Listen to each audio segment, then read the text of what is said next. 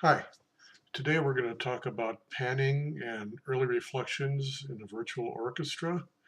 Might seem like a strange time to bring it up now, but as you're working on your orchestra piece, it'd probably be better and nicer for your ears if you actually heard all the stuff in place rather than having to put it in later on. So let's see what we're talking about first. I'm going to bring in the UI for something called virtual soundstage, and we'll talk about panning in the orchestra. Let's see, I can zoom in here, and you can see this is kind of a concert hall divided up here. And normally you have first violins, second violins, violas, and cellos and basses. Over here you have brass, over here you have horns, and here is woodwinds, and put the percussion in the back. I have a tendency to do it a different way. Strings and woodwinds stay the same. I put the horns here, put the brass across the back, most of the percussion here except for timpani, which goes in the back. This kind of mirrors the old Karajan orchestra, where it goes from bass over to treble. So things are balancing and reinforcing each other, the different pitches rather than fighting against it. So you don't have the violins over here fighting against the trumpets over there. It reinforces it. Anyway, that's why I do it.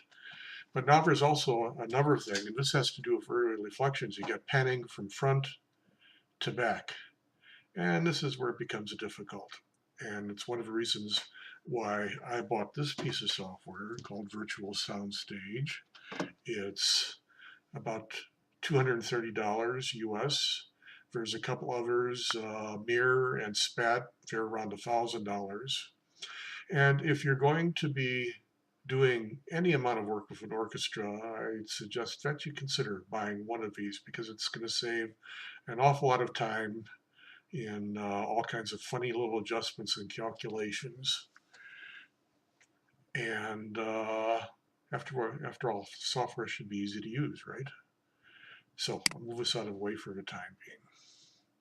Now we'll talk about applying early reflections. And I'm going to use quantum leap spaces to illustrate this because it makes it very easy again to show. You have your dry signal, you have your wet signal, you have your IR from a certain hall, and you have your pre-delay. Now the pre-delay is what decides the depth that you're playing in the stage, and it's kind of counterintuitive in that the shorter the pre-delay, the deeper you are in stage, the longer the pre-delay, the closer you are to the audience. And I'll bring this back again. So you see, if your guy's sitting in an audience and the violin is playing there, for the early reflections to get to you, it has to go all the way back there and then come all the way back to you. Whereas if the guy is sitting here, the early reflections travel there and travel there. Now remember, these are early reflections. This isn't the direct radiation from the instrument. That's a totally different story. So I've set it up a few different ways in which we can do early reflections. On our first track here, what I've done is I've put our early reflections into the track itself. You see I got the quantum leap spaces there. And we'll take a quick listen to it right now.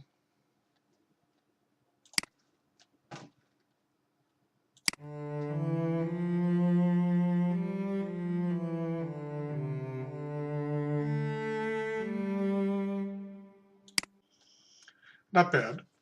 You have to remember with all that reverb that you're hearing, that's because spaces is a convolution reverb as opposed to algorithmic. So it's placing its IRs all over the place, and that's what you hear going off at the end. On some algorithmic reverbs, you're going to hear the reverb taper off with the sound. So this is, in my opinion, the least favorable way to put your early reflections in.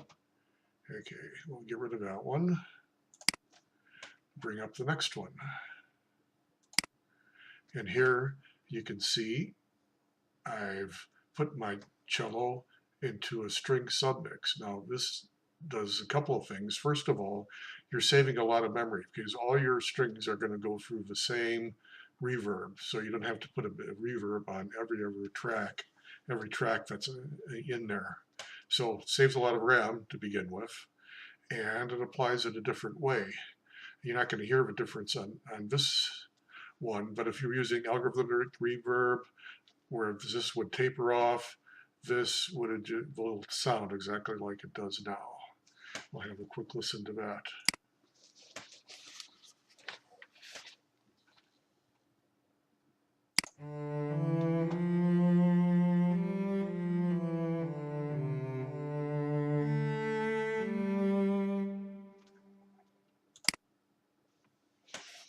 Yeah, there you go. So now, with both of these, there's a downside in that if you have to make any adjustments, and I'll just bring it up here, you're going to have to go into the UI. And in this case, that was a little bit wet for me, so I would turn down the wet signal a little bit until I got exactly what I want. We'll kind of move it to here and play it one more time and have a listen.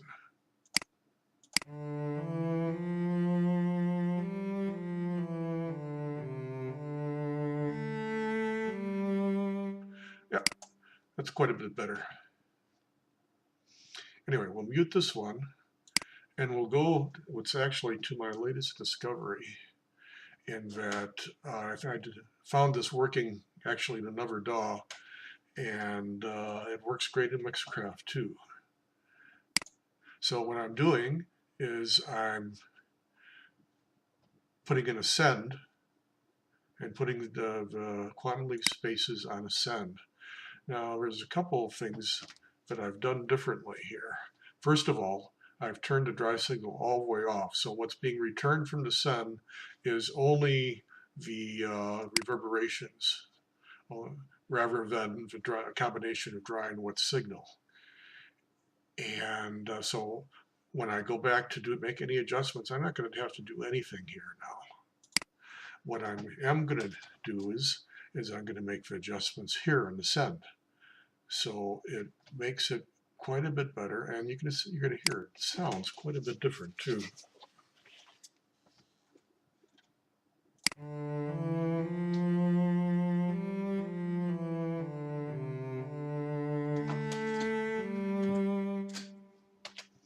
Now let's say I wanted to make it wetter. I just turned the send up. It's right on the page there for me.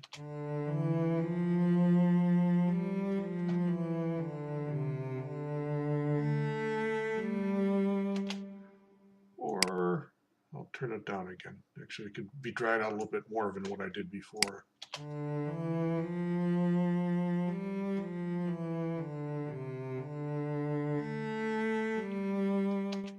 Oops, I think I was cheating. Let's just check to make sure. Come in here. No, the virtual soundstage wasn't active. So that's good. For now, I'll play one more time, just so you can hear it again.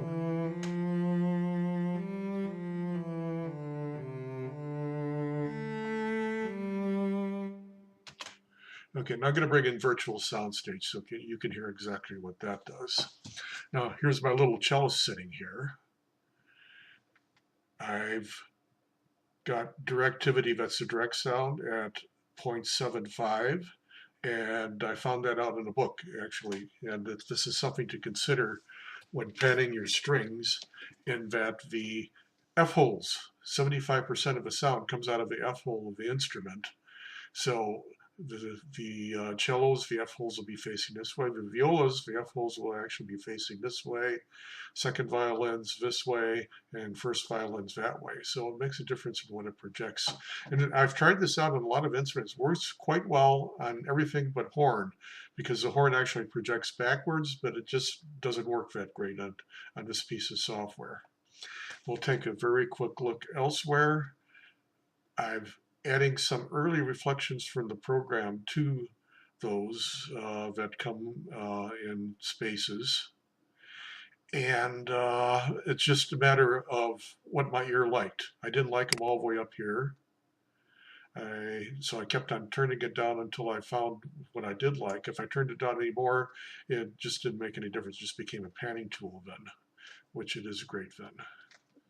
So we'll move that out of the way. Well, actually, I'll just leave it here so you can see. Now I'll play the cello one more time as we've been listening to it.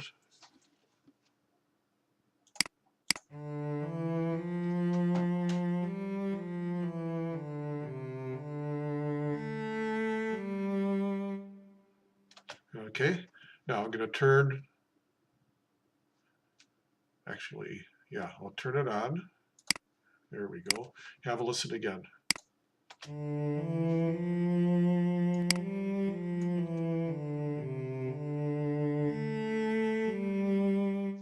I'll move it in quickly.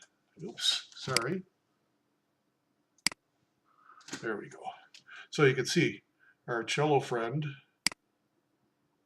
is over here. We don't need the Mixcraft UI anymore.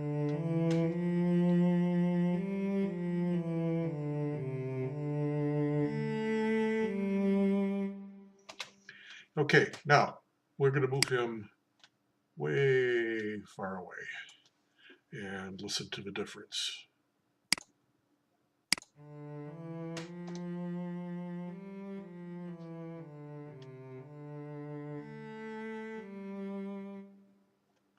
Okay, so you see there's also a difference in the equalization too, because there's a lot of air absorption that happens of a high, especially the high frequencies, and just traveling through the air from the back of the stage to the front. And if you want, I could move them over here into the violins too, change the F hole around, and one more time through.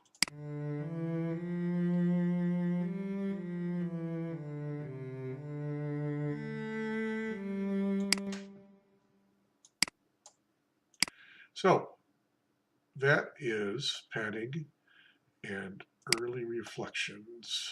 I hope it's helped a little bit. Next time we're going to be talking about articulations, I think. See you then.